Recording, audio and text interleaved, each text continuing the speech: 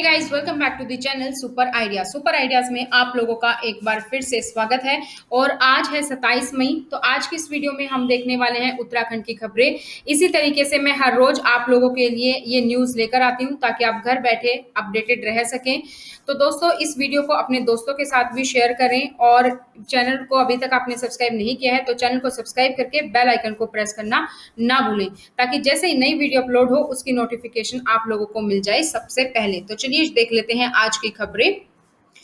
ऋषिकेश के आईडीपीएल मैदान में डीआरडीओ इंडिया की ओर से बनाए गए 500 बेड के अस्थायी कोविड सेंटर का जो है शुभारंभ किया गया है मुख्यमंत्री द्वारा। कोविड पर प्रभावी नियंत्रण के लिए राज्य सरकार द्वारा हर संभव प्रयास किए जा रहे हैं। राज्य में स्वास्थ्य सुविधाओं में तेजी से वृद्धि हो रही है।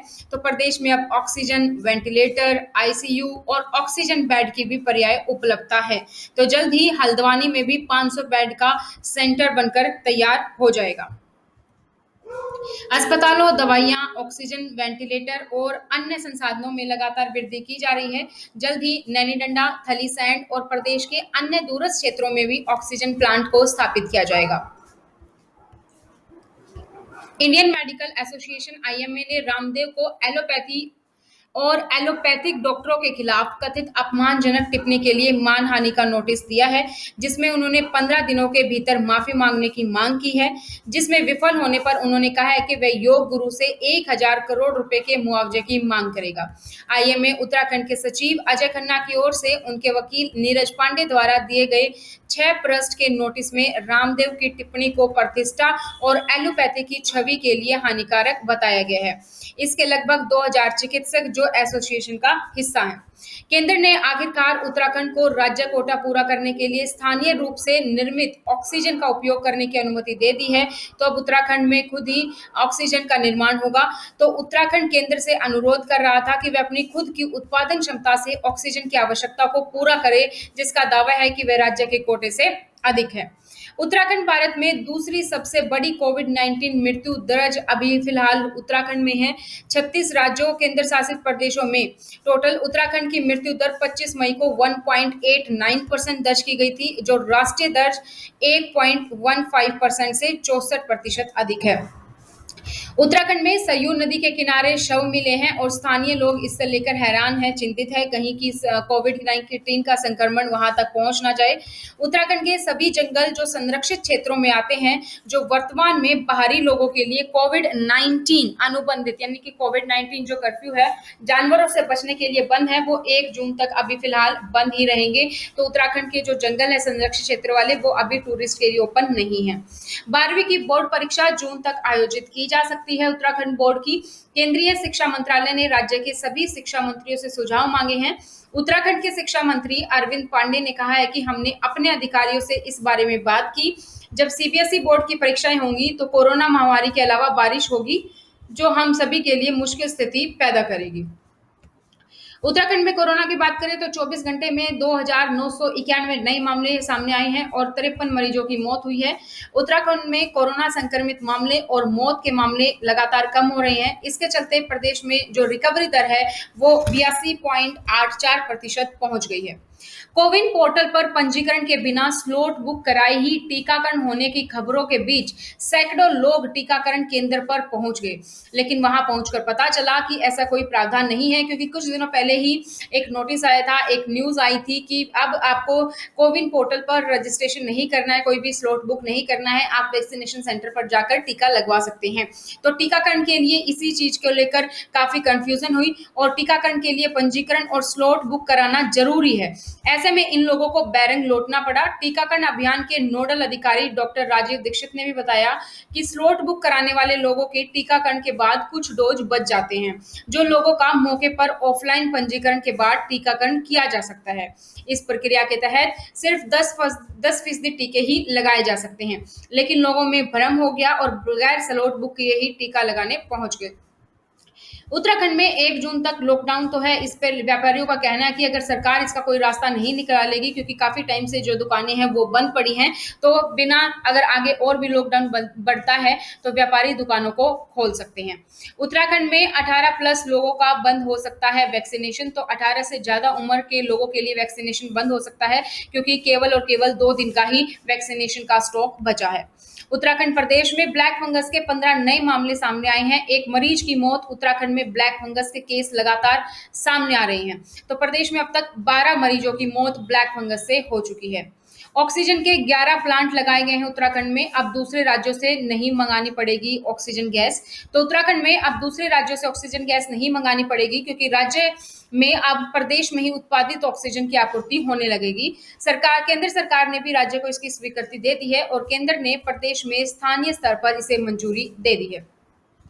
चक्रवात यास का अभी उत्तराखंड में बुधवार को कोई असर नहीं दिखा है। यहाँ दिन भर धूप खिली रही और मौसम शुष्क बना रहा।